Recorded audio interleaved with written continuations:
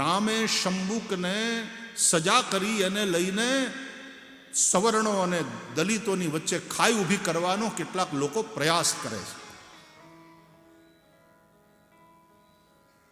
અમારી દ્રષ્ટિએ, વ્યાસપીઠની દ્રષ્ટિએ કોઈ દલિત નથી. સેવાના કાર્યમાં રહેલો એ સૌથી ઊંચો છે. આ પગ ના હાલે સાહેબ તો જીવન હાલતું બંધ થઈ જાય છે. બ્રાહ્મણ શિક્ષક છે, ક્ષત્રિય રક્ષક છે, વૈશ્ય પોષક છે, શુદ્ર સેવક છે.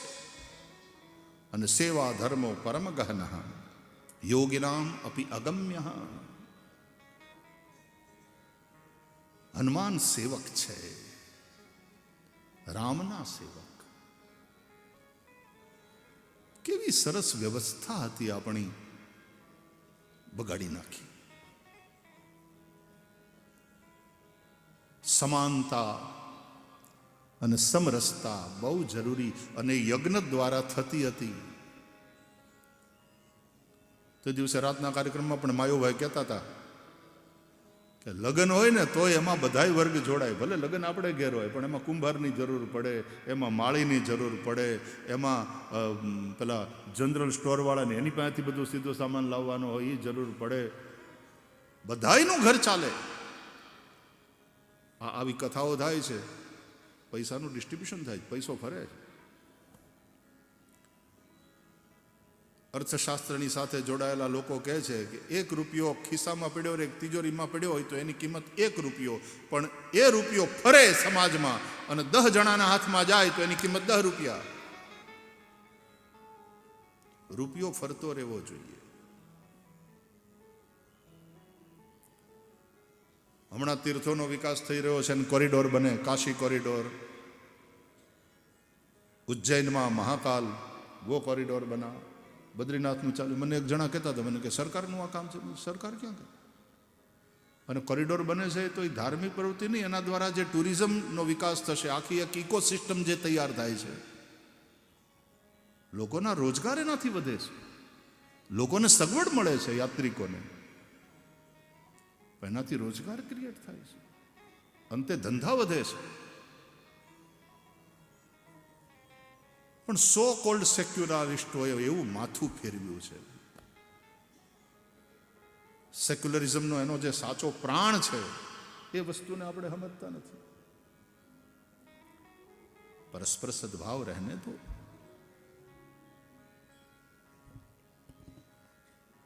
માથું કોઈ દી પગનો વિરોધ કરે, પગ માથાનો વિરોધ કરે, માથું પગને ગાળ્યું દે. અરે પગમાં કાંટો વાગે તો માથું હુઈ ન શકે આખી રાત.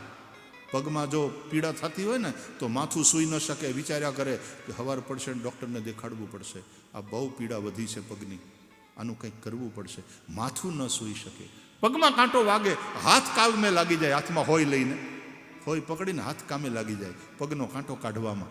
એવી રીતે પરસ્પર એકબીજાના દર્દથી આપણને પીડા થાય અને એકબીજાને મદદ કરવા માંડીએ. જે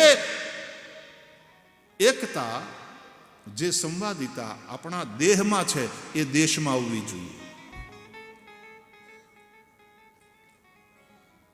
બ્રાહ્મણ, ક્ષત્રિય, વૈશ્ય, શુદ્ર દરેક વર્ગના લોકો આ એક જ શરીરના અંગ છે. અમારે ત્યાં બધાય ભણે છે, બધાય ભણે છે, કોઈ પણ પ્રકારના ભેદભાવ વગર.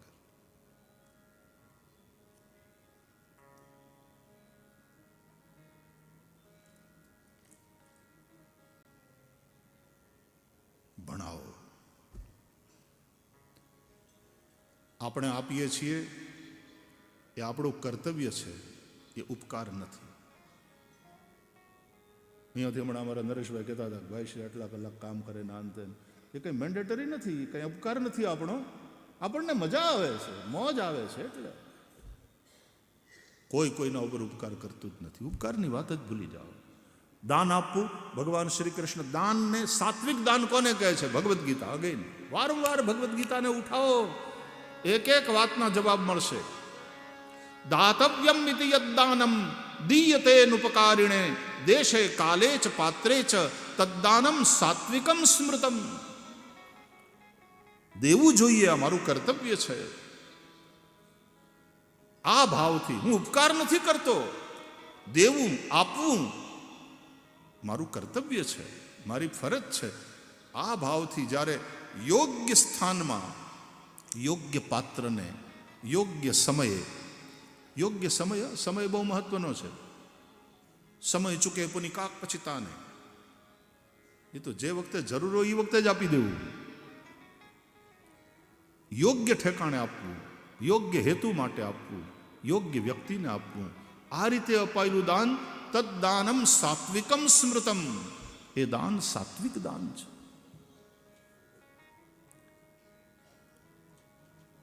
ત્યાગ દેવતાઓ માટે કરીએ એને સમર્પણ કહેવાય. ત્યાગ સમાજ માટે કરીએ એને અર્પણ કહેવાય. ત્યાગ પિતૃઓ માટે કરીએ એને તર્પણ કહેવાય. અર્પણ, તર્પણ અને સમર્પણની સંસ્કૃતિ છે આપણી. આ અર્પણ, તર્પણ, સમર્પણમાં ત્યાગ છે. સમાજ માટે કરેલો ત્યાગ અર્પણ. સ્કૂલો બનાવી, કોલેજો બનાવી, સમાજની વાડીઓ બનાવી, અર્પણ. પિતૃઓ માટે કરેલો ત્યાગ એ તર્પણ. બાપાના નામે આપણે ક્યાંક સ્કૂલ બનાવીએ ને એ તર્પણમાં આવે. એ અર્પણ પણ છે અને તર્પણ પણ છે કે ભાઈ અમે આ રીતે શ્રાદ્ધ કર્યું, અમારા મા બાપના નામે એક સ્કૂલ બનાવી કે એક હોસ્પિટલ બનાવી કે એમાં અહીંયા દાન આપ્યું. અને દેવતાઓ માટે કરેલો ત્યાગ એ સમર્પણ. મંદિરો બનાવ્યા, યજ્ઞ કર્યા, આવી કથાઓનું આયોજન, સમર્પણ. અને એ કર્તવ્ય છે, ઉપકાર નથી. મા બાપ ઉપર આપણે ઉપકાર કરીએ છીએ. પિતૃઓનું તર્પણ કરીને, મા બાપની સેવા કરીને આપણે એના ઉપર ઉપકાર કરીએ છીએ.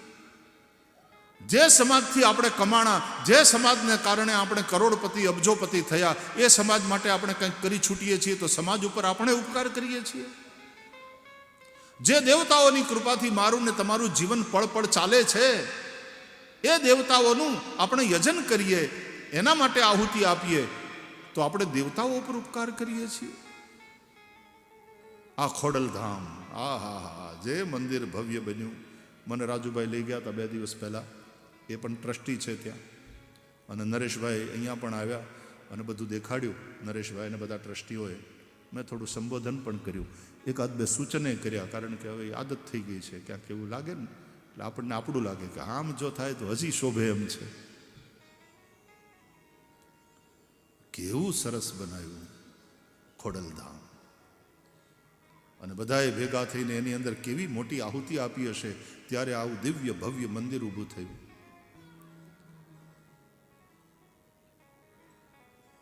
અહીંયા ઉમિયા, આપણે અહીંયા વારે ઘડીએ નામ ભૂલી જાઉં, સિદ્ધસરની અંદર ત્યાં બધા ભેગા થાય. કેવા હારા હારા કામ ચાલે છે.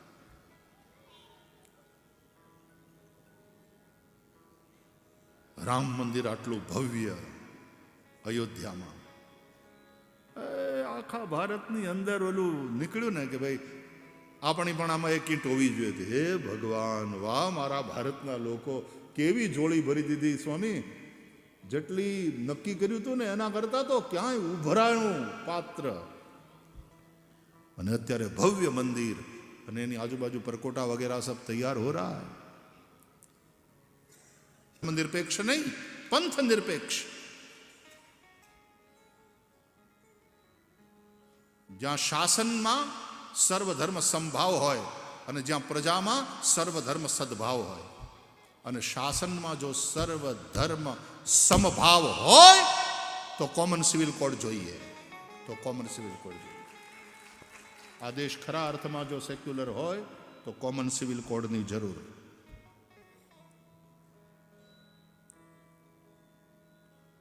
हम पंथ निरपेक्ष शासन व्यवस्था चाहते हैं, धर्म निरपेक्ष नहीं. धर्म न रहेगा तो क्या सिवाय कूड़ा करकट के और रह क्या जाएगा. પણ પાંથિક સંકીર્ણતા નહીં, પંથને નામે કોઈ ડિસ્ક્રિમિનેશન નહીં, કોઈ ભેદ નહીં, બધા સંપીને રહો. અને રહ્યા જ છીએ, રહેતા આવ્યા છીએ.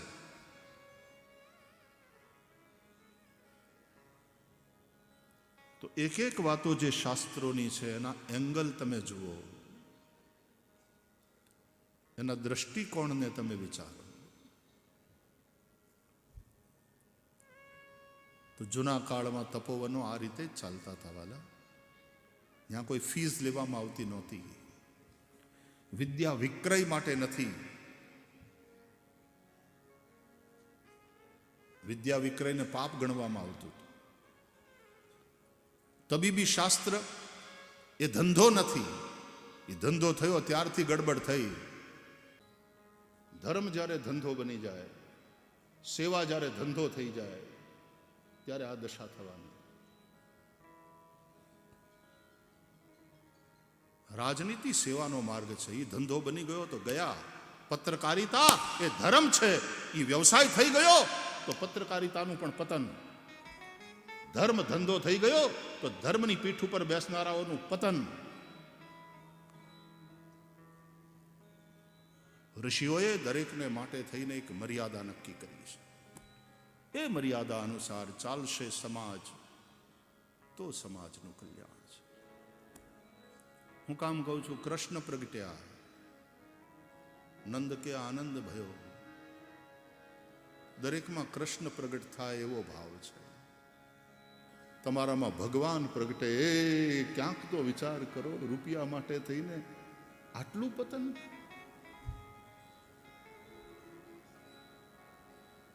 આપણામાં ભગવાન પ્રગટ થવો જોઈએ. ભગવાન બેઠો પણ રાવણ તાંડવ કરે છે. मनवा तू रावण तू राम, हमारे भीतर रावण है, हमारे भीतर राम है.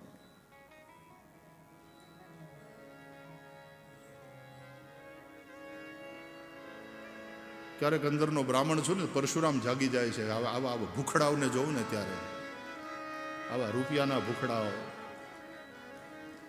એ પછી કોઈ પણ હોય, સત્તા સ્થાને બેઠેલા હોય, અધિકારી હોય, આવા હોસ્પિટલ, આવું બધું કામ કરનારી હોસ્પિટલ, સારું કામ કરનારી હોસ્પિટલો છે, સારા ડોક્ટરો છે,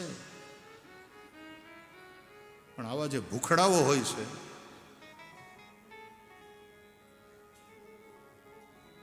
તમારે પૈસા ભેગા કરીને શું કરવું છે? માનવતાને નેવે મૂકીને. કૃષ્ણ પ્રગટે, કૃષ્ણ પ્રગટે. મને હું ઘણી વાર 5-6 કલાક બેહાડી રાખીને પછી કૃષ્ણ જન્મ કરું, પણ ત્યારે અંદરથી રોતો હું. આમ તો નંદ કે આનંદ ભયો, પણ અંદરથી થોડો રોતો પણ હોઉં છું કે મારા દેશના માણસની અંદર કૃષ્ણ ક્યારે પ્રગટ છે. દરેક વ્યક્તિની અંદર રામ ક્યારે પ્રગટ છે? અમે કથામાં તો રામ જન્મ કરીએ છીએ.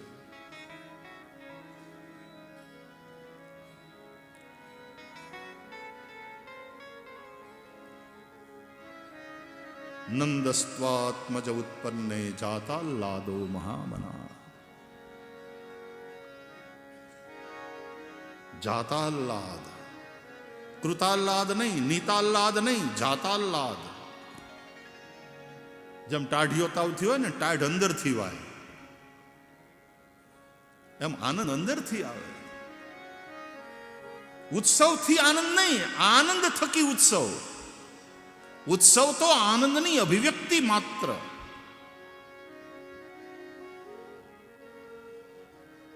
પાર્ટીમાં ગયા હતા ને બહુ નાચ્યા ને બહુ આનંદ કર્યો, એ આનંદ કર્યો કહેવાય. કૃતાલ્લાદ. 12 વાગ્યા સુધી હતા, બહુ આનંદ લીધો, ઉત્સવ હતો. નીતાલ્લાદ. પણ જાતાલ્લાદ એટલે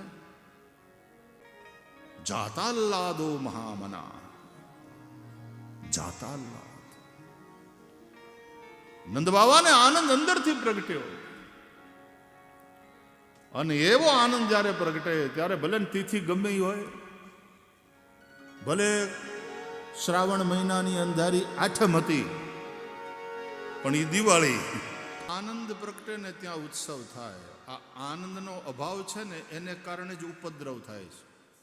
પાર્ટીઓ કરે, પીવે, ખાય, નાચે, પણ તોય આનંદનો અભાવ.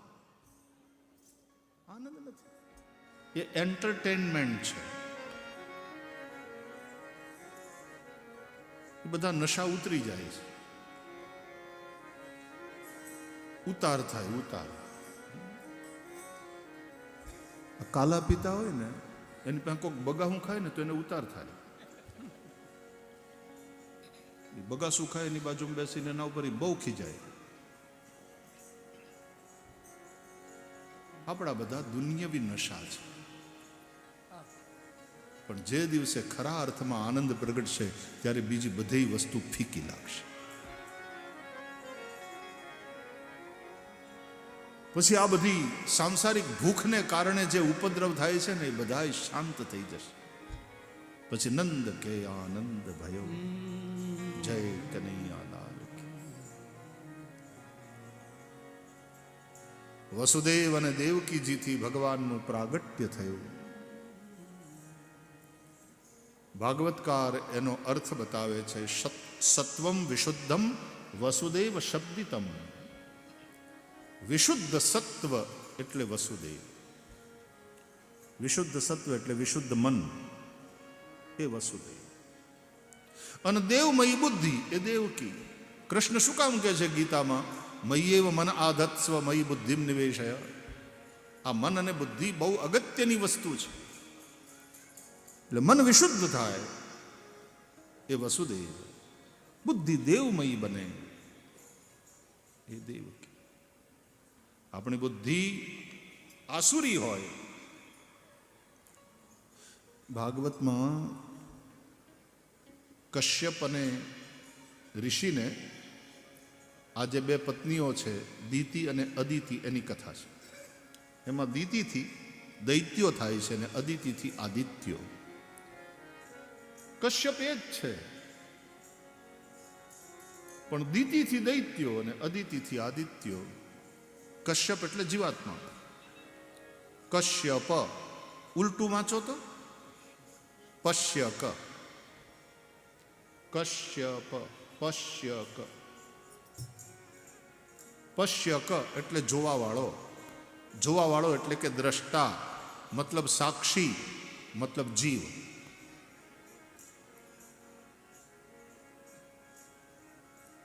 બુદ્ધિ એ પત્ની છે. એ ભેદ બુદ્ધિ હોય તો દિતિ, અભેદ બુદ્ધિ હોય તો અદિતિ. જેની બુદ્ધિમાં વિદ્યાનો પ્રકાશ નહીં હોય, જ્ઞાનનો પ્રકાશ નહીં હોય, એની બુદ્ધિમાં ભેદ હશે અને એ ભેદ બુદ્ધિથી દૈત્યો પ્રગટ થશે, આસુરી વૃત્તિ પ્રગટ થશે. વિદ્યા થકી એ ભેદ નાશ પામે છે. વિદ્યા બે પ્રકારની પાછી, દ્વે વિદ્યે વેદિતવ્યે પરા અપરા ચ. બે પ્રકારની વિદ્યા બધાએ જાણવી જોઈએ, પરા અને અપરા. પરા એટલે આધ્યાત્મિક જ્ઞાન, ગીતાની, વેદની જે વિદ્યા છે. અધ્યાત્મ વિદ્યા વિદ્યાનામ, બધી વિદ્યાઓમાં હું અધ્યાત્મ વિદ્યા ભગવાનનું સ્વરૂપ છે.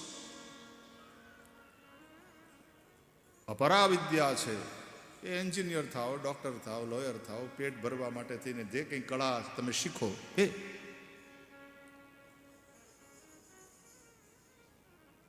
પણ એ જે પરાવિદ્યા છે એનાથી ભેદ બુદ્ધિ નાશ પામે, પ્રકાશ થાય વિવેકનો.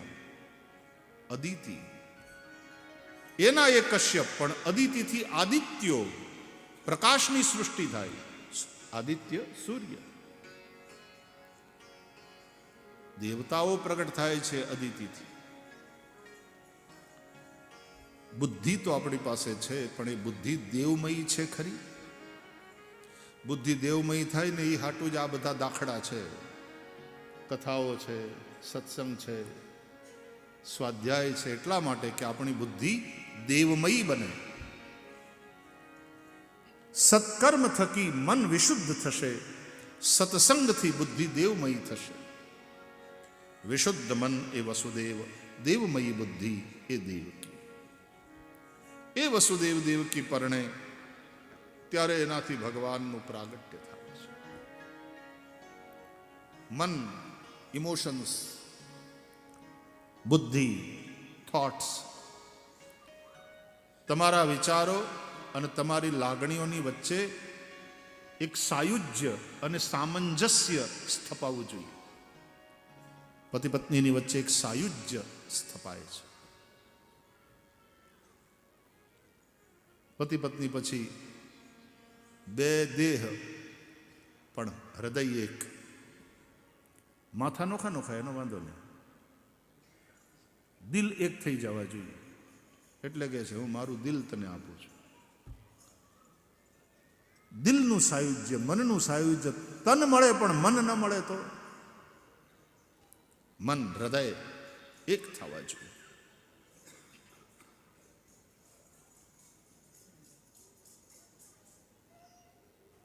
મન અને બુદ્ધિ એ બંને પરણે તો ક્યાંક સ્ત્રીનું હાલવું જોઈએ, ક્યાંક પુરુષનું હાલવું જોઈએ. ઘરમાં સ્ત્રીનું હાલે એનું નામ ઘરવાળી. ગૃહિણી ગૃહમ ઉચ્ચતે. ગૃહિણી કો ગૃહ કહા જાતા હૈ. કોઈ એમ પૂછે ને ઘર વસાવ્યું કે નહીં, એટલે કોઈ હા કે હમણાં 5 લાખ 5 કરોડનો બંગલો લીધો. એ મકાન 5 કરોડમાં ખરીદીએ એ મકાન છે, ઘર નહીં. ઘર તો એની અંદર રહેવાવાળા બનાવે છે. બિલ્ડર મકાન વેચે અને ઘર ખરા અર્થમાં ઘર બને છે ઘરવાળી થકી. ગૃહિણી ગૃહમ ઉચ્ચતે. તો ત્યાં એનું હાલવું જોઈએ. She is the boss there. પછી ઓફિસે જાઓ ત્યાં ભલે ને તમારું હાલે, પુરુષનું હાલે. પણ સાહેબ ઘરે આવે એટલે એ કે એમ કરવું જોઈએ.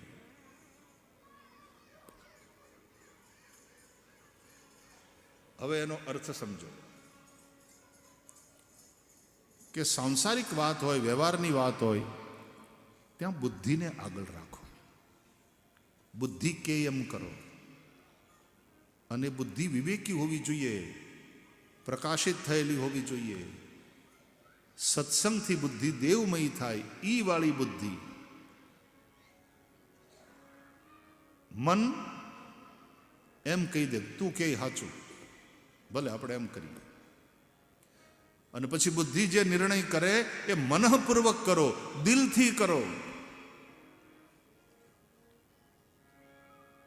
પણ જ્યારે અધ્યાત્મની વાત આવે, ધર્મની વાત આવે, ત્યારે મનને આગળ રાખો. અને મનની ભાવનાઓનો આદર કરે બુદ્ધિ. પતિ જે સંકલ્પ કરે તો પત્ની હાથ લગાડી રાખે. અમારા ગોર બાપા એમ કે સંકલ્પ કરાવે ને ત્યારે પુરુષના હાથમાં પાણી આપે અને પછી કે બેન તમે હાથ લગાડી રાખો બાપા. એ પુરુષ સંકલ્પ કરતો હોય અને એની પત્ની એને હાથ લગાડીને બેઠી હોય ને, આ દ્રશ્ય અદ્ભુત હોય છે. એ સહધર્મચારિણી છે. ધર્મ કાર્યમાં એના સહયોગની જરૂર પડે. અને હાથ લગાડે એનો મતલબ એમ છે કે તમારા આ સંકલ્પમાં હું તમારી સાથે છું, હું તમારી સાથે.